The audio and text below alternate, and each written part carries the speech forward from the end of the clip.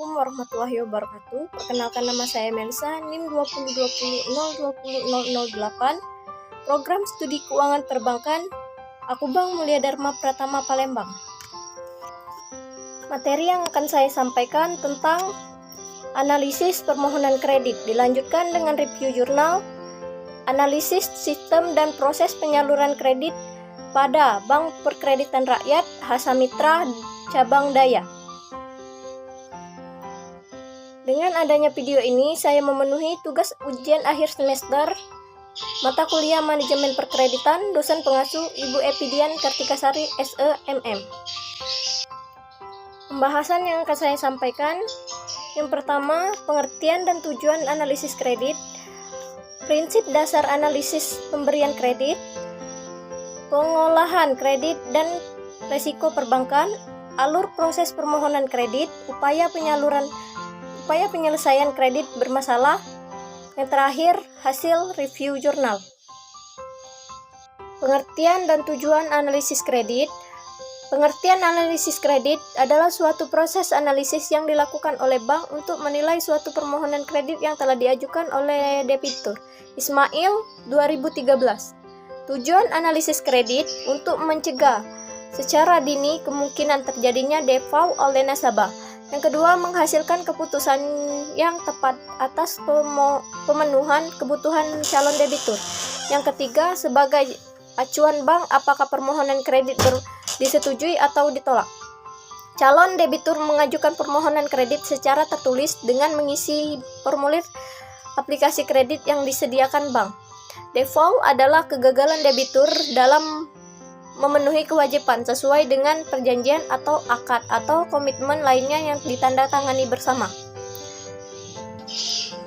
Basel Capital Accord merupakan seperangkat peraturan yang dirancang untuk menjaga industri perbankan pada suatu negara agar tetap bisa berjalan dan terkelola dengan baik. Dimulai dengan pembentukan The Basel Committee on Banking Supervision pada tahun 1974 oleh Gubernur Bank Sentral negara-negara G10 dan mengeluarkan Aturan International Conference of Capital Measurement and Capital Standard atau Basel I yang diimplementasikan pada perbankan Indonesia pada tahun 1992. Basel I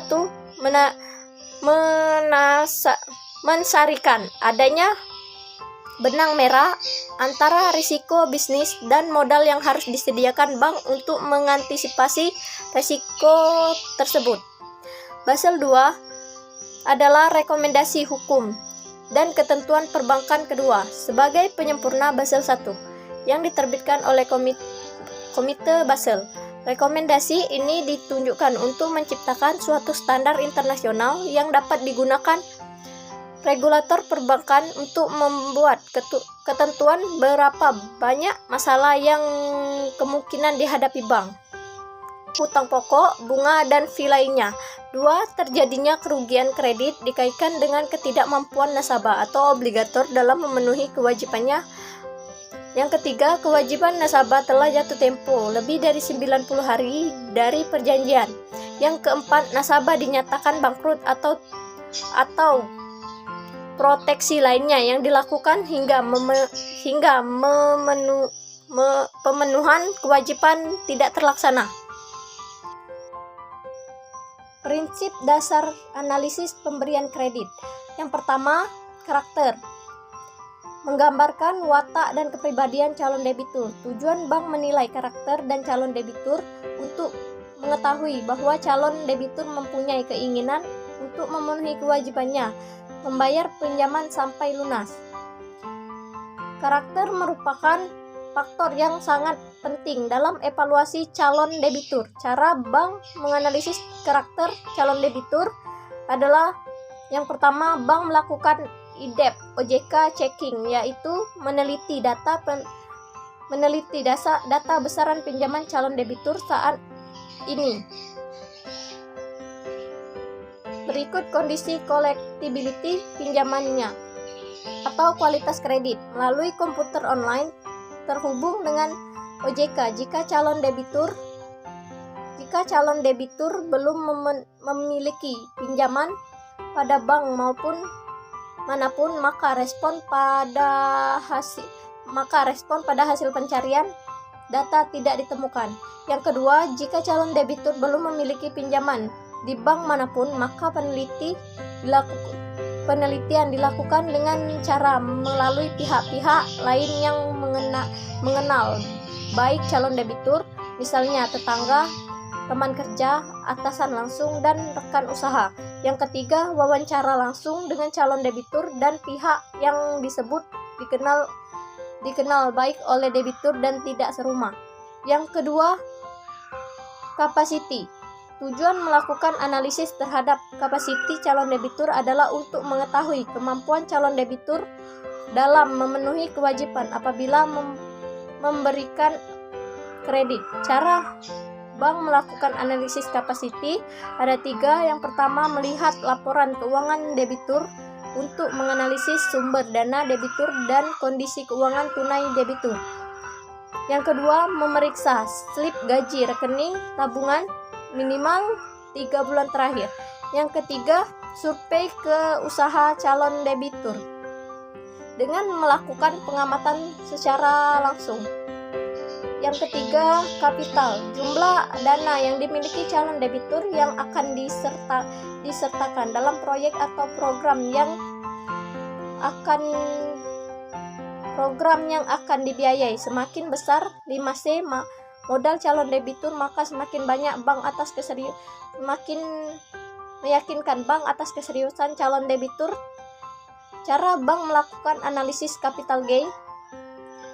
Cara bank melakukan analisis kapital melalui analisis debt to equity ratio, perbandingan total hutang terhadap total equity dikalikan 100%. Uang muka yang dibayarkan apabila tujuan kredit adalah untuk pembelian rumah. Yang keempat, kolateral, jaminan atau anggunan yang diberikan calon debitur atas kredit yang diajukan. Dalam menganalisis kolateral dikenal dengan MAS. Ya, yang pertama, marketability adalah mudah diperjualbelikan. Yang kedua, ascertability of value, mudah didapat, dimiliki, standar harga yang pasti. Stability of value, harga yang stabil. Transferability, mudah dipindahkan baik secara fisik maupun yuridis. Yang terakhir, yang kelima, condition of economic adalah analisis terhadap kondisi ekonomi. Selanjutnya, prinsip 5P. Yang pertama, party atau golongan. Bank menilai calon debitur dari karakter, kapasiti, kapital, prinsip-prinsip minimal yang harus dianalisis bank. Yang kedua, proses, purpose, tujuan. Bank menilai tujuan penggunaan kredit dikaitkan dengan aspek sosial lainnya, memastikan kredit dipergunakan sesuai peruntukannya. Jika penggunaan kredit menyimpang dari tujuan, maka berdampak negatif dan pada kelancaran kredit. Yang ketiga, payment atau pembayaran kembali. Bank menilai kemampuan calon debitur membayar angsuran kredit dan mengestimasi pendapatan bersih pemohon setelah dikurangi kewajiban biaya hidup saat ini. Yang keempat, probability atau kemampuan perusahaan dalam memperoleh keuntungan. Bank menghitung jumlah keuntungan yang akan diterima oleh calon debitur dengan adanya pemberian kredit dari bank samping. Bank juga menghitung jumlah pendapatan yang akan diterima dari pemberian kredit tersebut. Yang kelima, protection atau perlindungan. Bank menilai anggunan yang akan menjadi jaminan kredit calon debitur. Anggunan adalah jaminan yang diserahkan debitur kepada bank dalam rangka pemberian kredit atau pembiayaan berdasarkan prinsip syariah. Ahmad Subagio 2017. Anggunan tunai. Anggunan berupa giro, deposito, atau tabungan yang diblokir bank. Istilah lainnya adalah cash collateral. Ahmad Subagio 2017. Selanjutnya prinsip 3R. Yang pertama, retur. Bank menilai penghasilan atau hasil usaha calon debitur saat ini. Melihat hasil usaha calon debitur dengan menganalisis rasio keuangan calon debitur berdasarkan laporan keuangan yang dianalisis minimal 2 tahun terakhir. Yang kedua, payment. Bank menganalisis kemampuan calon debitur dalam mengelola usahanya, melihat kemampuan perusahaan dalam menciptakan keuntungan. Berdasarkan analisis tersebut, bank menetapkan jangka waktu yang diperlukan calon debitur untuk melunasi hutangnya. Yang ketiga, risk bearing ability. Bank menganalisis kemampuan calon debitur untuk menanggung resiko apabila terjadi kegagalan dalam usahanya dengan melihat struktur modalnya, antara lain melalui rasio lancar atau rekrut rasio.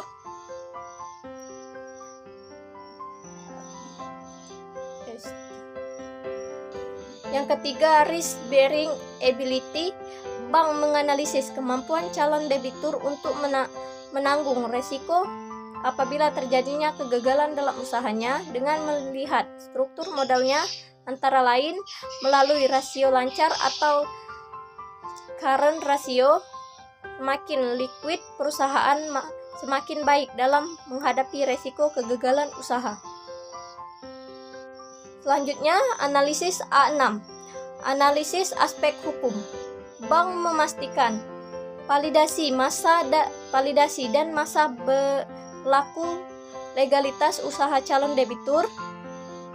Calon debitur terbagi menjadi perorangan, badan hukum atau PT, koperasi dan yayasan, dan badan usaha CP, PD, UD. Legalitas usaha meliputi akta pendirian usaha, izin usaha atau SITU, SIUP, TDP, dan NPWP. Yang kedua, analisis aspek pemasaran. Bank melakukan analisis terhadap produk pangsa pasar, pesaing, strategi pemasaran. Yang ketiga, analisis aspek teknis. Bank menilai efisien perusahaan produksi berdasarkan pesanan atau massal. Minimal menilai cash inflow perusahaan. Aspek produksi, lokasi pabrik, layan pabrik, proses produksi, ketersediaan bahan baku. Yang keempat, analisis aspek manajemen. Struktur organisasi, job description, dan sistem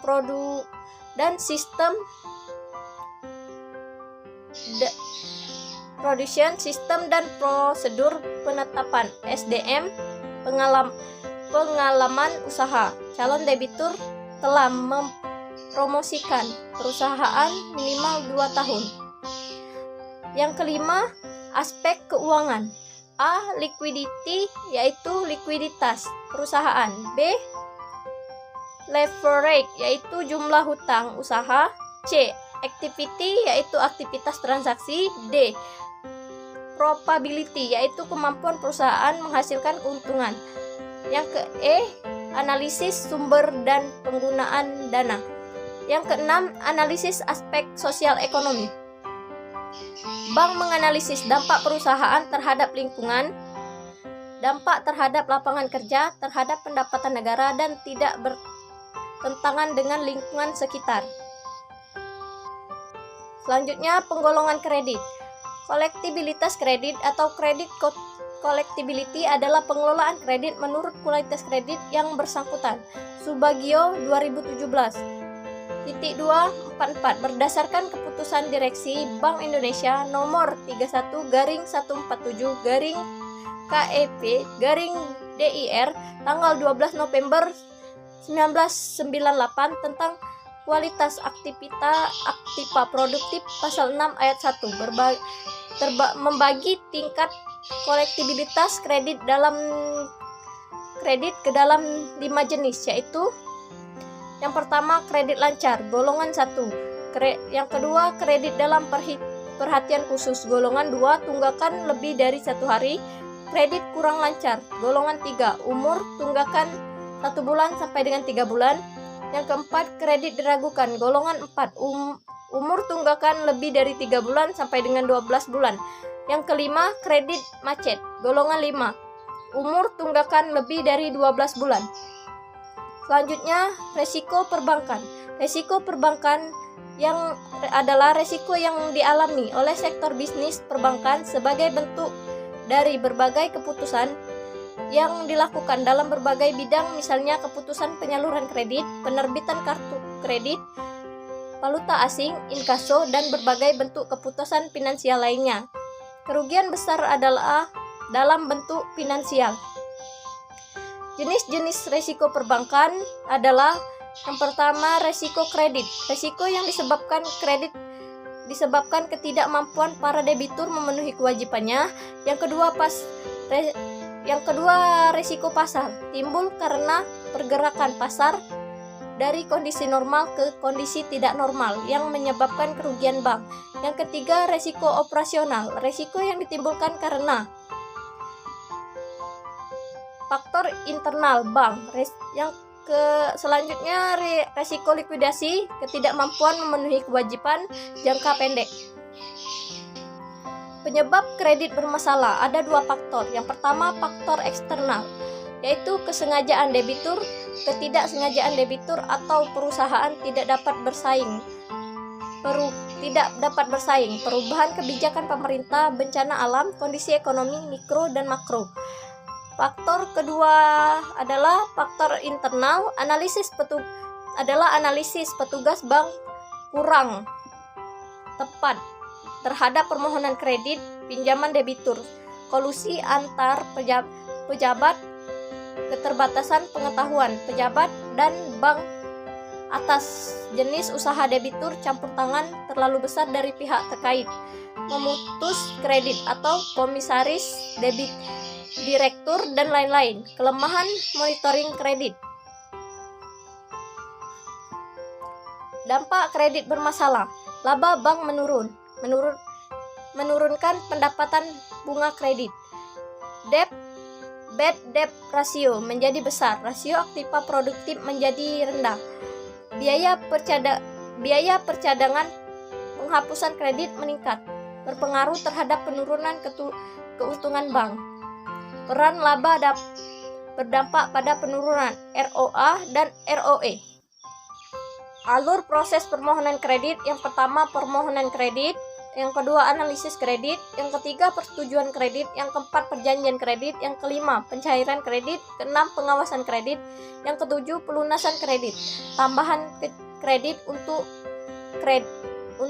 kredit bermasalah dilakukan upaya penyelamatan. Upaya penyelesaian kredit bermasalah ada 3. Yang pertama reschedule adalah penjadwalan kembali dengan perpanjangan jangka waktu, perubahan jadwal angsuran.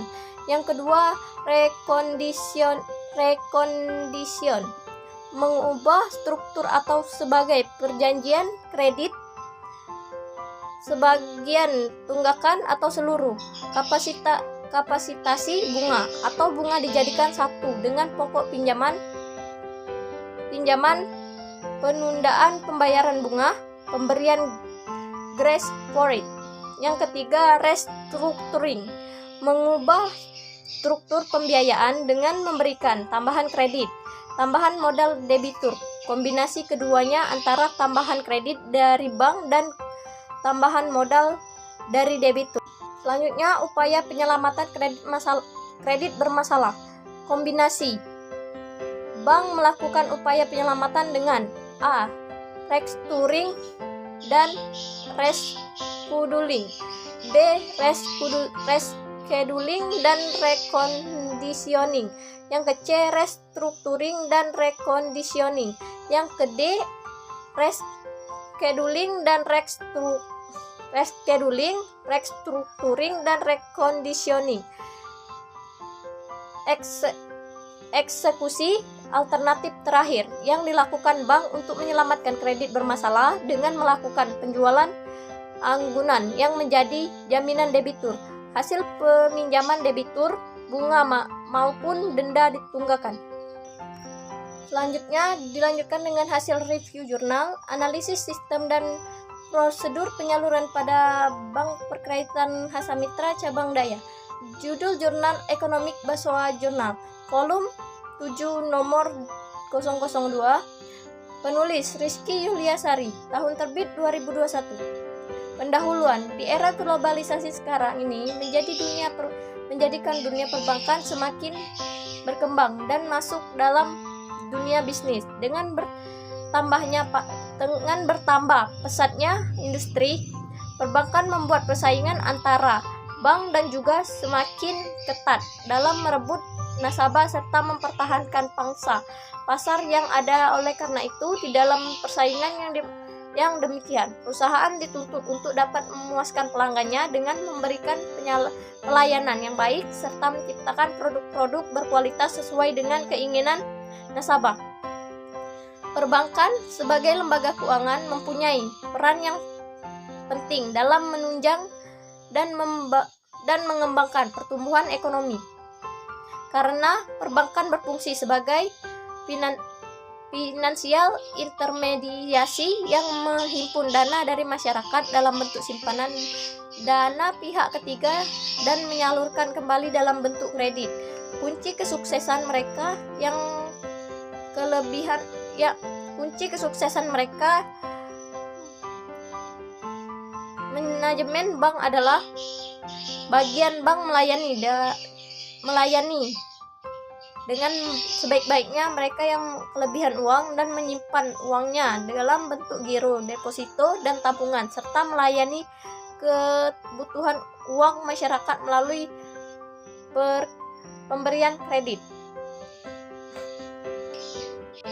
Menurut Kashmir 2016, kredit dalam kepercayaan pihak bank atau debitur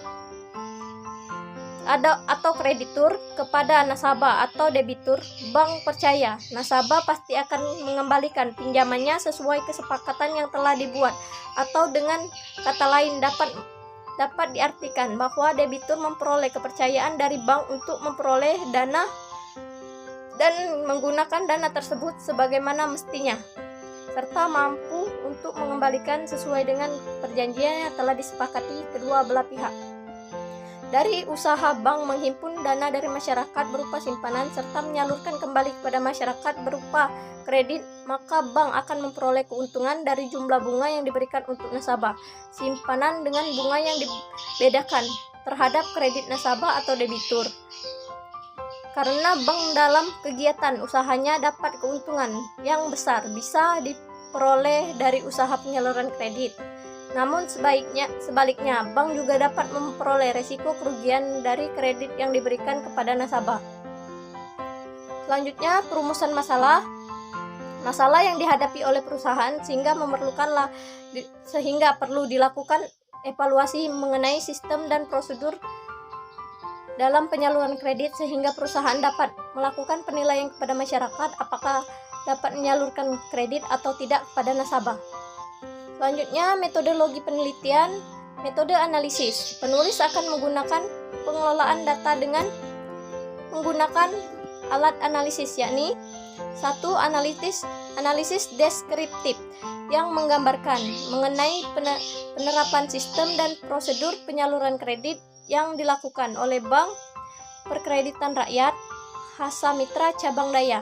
Kedua, analisis resiko kredit adalah analisis penentuan kredit yang ditetapkan atas 3 pilar, yaitu kelancaran pembayaran kewajiban, penilaian kondisi keuangan, dan prospek usaha dengan menggunakan rumus NPL atau non-performing loan, yaitu kredit bermasalah. Total kredit A. Jika terdapat tunggakan pembayaran pokok dan atau bunga yang telah melampaui 90 hari sampai dengan 180 hari atau 10 bulan, maka kredit tersebut digolongkan dengan kurang lancar. B. Jika terdapat tunggakan jika terdapat tunggakan pembayaran pokok dan atau bunga yang lebih bunga yang telah melampaui 180 hari sampai dengan 270 hari atau 9 bulan, maka kredit tersebut diragukan.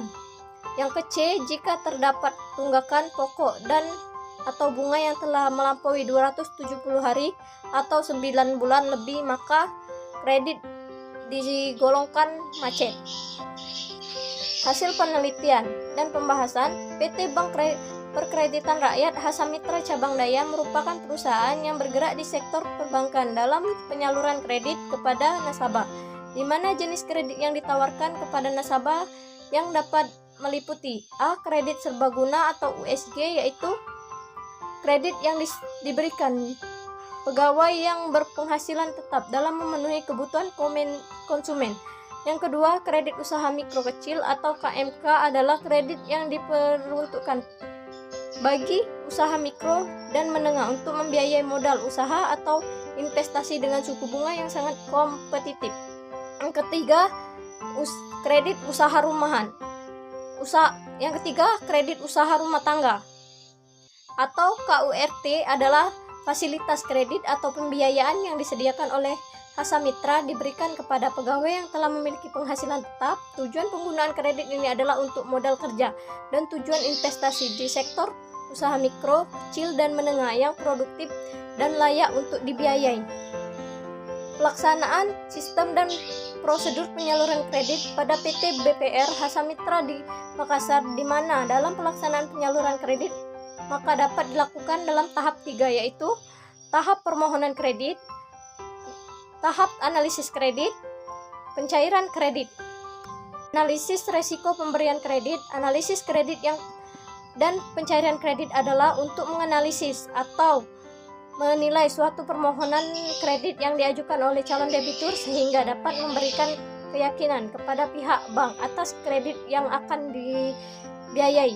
Adanya kegagalan debitur dalam memenuhi kewajiban untuk melunasi kredit yang diberikan. Oleh karena itu, untuk menghindari kredit bermasalah maka diperlukan adanya non-performing loan atau NPL. Kesimpulan, berdasarkan hasil analisis mengenai pelaksanaan sistem dan prosedur penyaluran kredit, maka dapat ditarik beberapa kesimpulan dari hasil analisis, yaitu sebagai berikut. Yang pertama, hasil analisis data penelitian mengenai sistem dan prosedur penyaluran kredit yang dilakukan oleh PT BPR Hasamitra Cabang Daya yang menunjukkan bahwa pelaksanaan penyaluran kredit masih dikategorikan kurang baik sebab masih kurang pengawasan dalam pelaksanaan penyaluran kredit. Yang kedua, hasil analisis tingkat risiko kredit dengan menggunakan rasio NPL, nampak bahwa rasio NPL untuk tahun 2018 menurun, sedangkan tahun 2019 meningkat, berarti masih kurang pengawasan yang dilakukan oleh bagian kredit dalam penyaluran kredit. Sekian materi yang dapat saya sampaikan. Saya ucapkan terima kasih. Wassalamualaikum warahmatullahi wabarakatuh.